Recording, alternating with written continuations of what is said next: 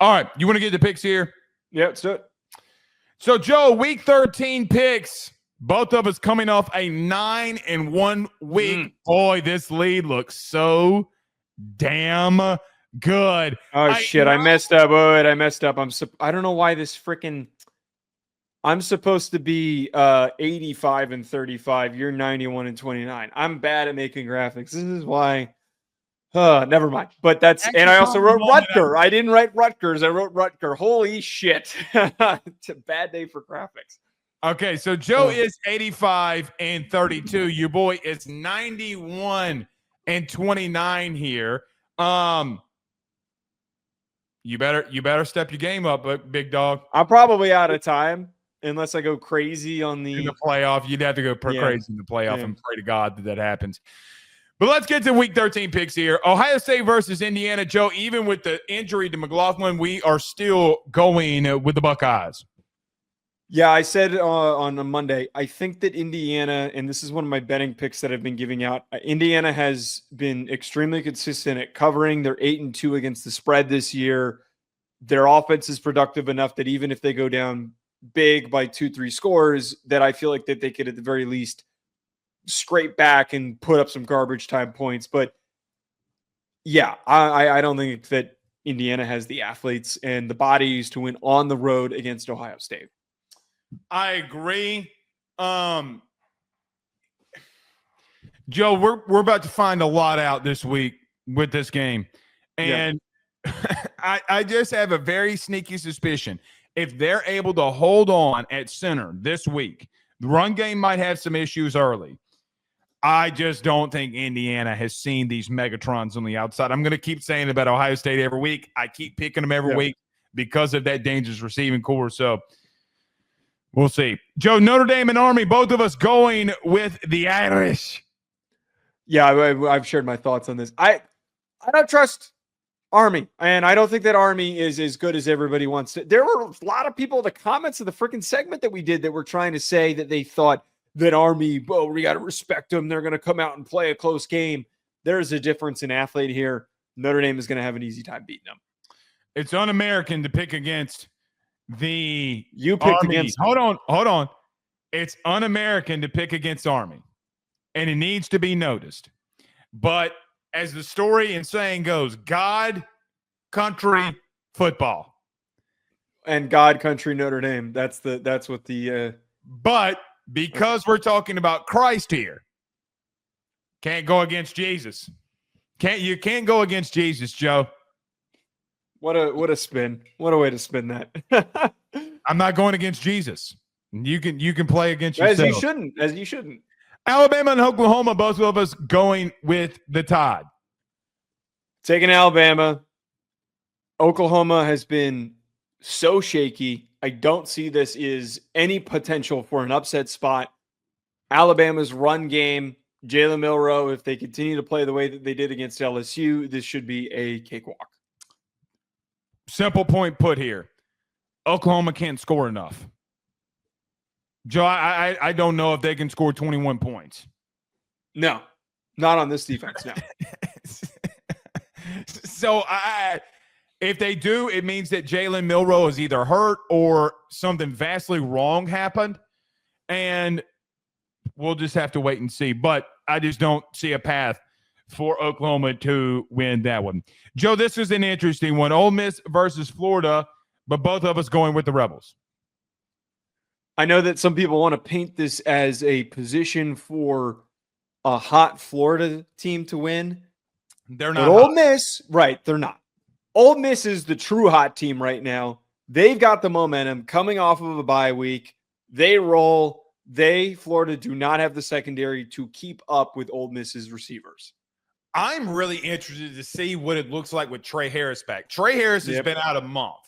Yeah. And he still leads the SEC in receiving yards. The wild thing about this, and this could be a whole Netflix documentary one day, if he comes back and offensively they have struggles, I'm going to start having questions. Because I'm like, Jackson Dart, just do what you were doing. Jackson Dart was playing complimentary football with other receivers, running backs, tight ends. Get prescoring more involved here. In reference to the game, don't let the Notre Dame, the LSU complete debacle here of last week confuse you of who dominated that football game. I mean, Joe, look, call me a homer if you want to. One team had the ball. Okay.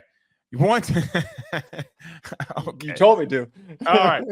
One team had the ball for 42 minutes. They just PP down their leg. We see Florida get a win, and we're like, oh, shit. No, LSU just pissed down their leg. It's not going to happen with Ole Miss this week. Joe, Penn State and Minnesota. Neither one of us going with the Gophers. Both of us are rolling with the Lions of Nittany. I'm not going to ignore the fact that you almost said Penis State. Yeah, Penn State is the more steady team, the run game. You just couldn't let me. You almost said penis. I had to bring that up. That was too funny. For the amount of times you say that's what she said to every word that I say on this show, fair. I think I earned one. All right. Minnesota has some athletes, like I brought up in the preview, to pay attention to. But we know that Penn State, who they are, how steady they've been against the middle to the back end of the Big Ten, that this is a typical matchup that James Franklin is going to roll in. I do agree. I know everybody wants to row your boat this week. However, Joe, they can't score. They can't score either. Yeah. And that's the problem in this game. Defensively, I think Minnesota's fine. The question is, Joe, they got to generate some turnovers for their offense here with short fields and pray to Notre Dame, Jesus, that they can find a way against Penn State here. I can't also see that path happening. Colorado and Kansas, both of us going with the Buffaloes. I don't think the upset is going to come to fruition. Like maybe some folks would like it to happen. Colorado is too potent offensively for Kansas's defense to be able to slow them down. We've seen this same song and dance multiple times this year.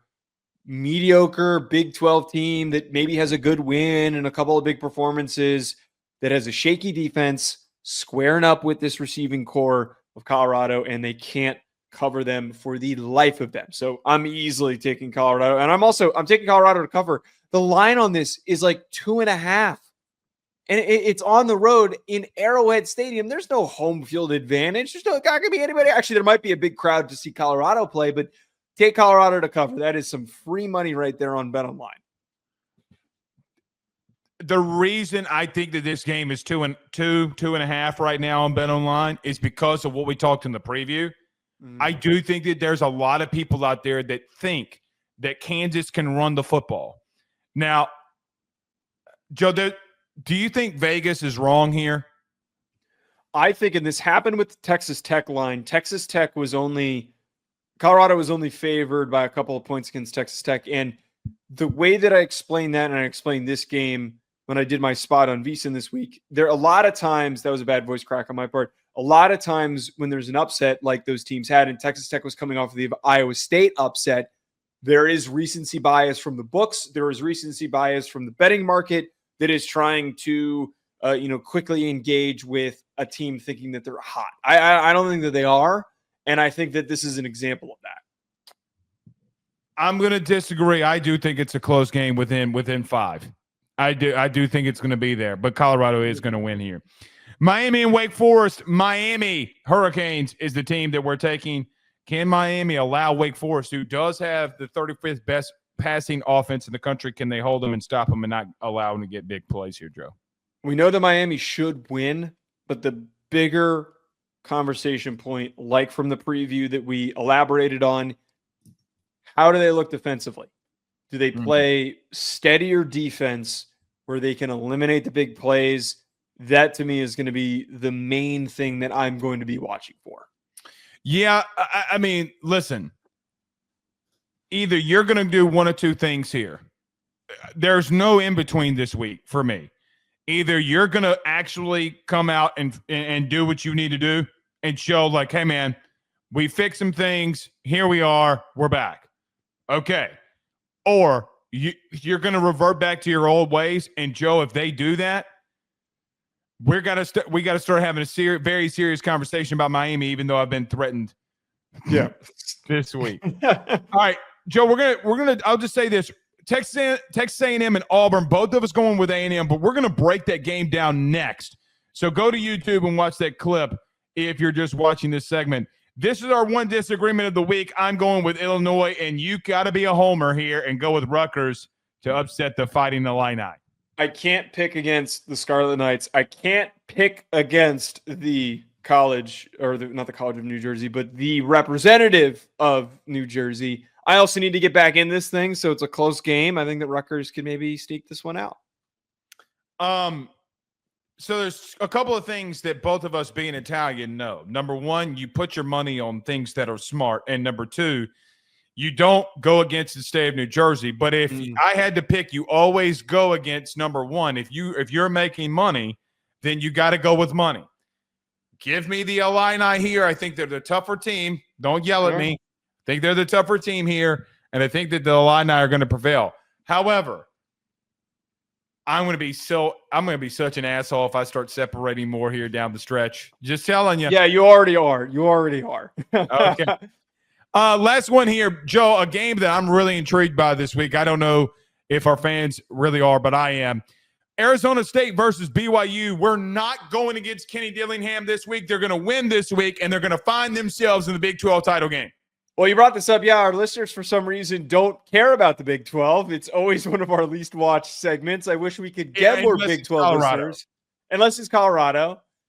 I have said over and over and over again to the BYU fan losers that think that their team is actually better than it is.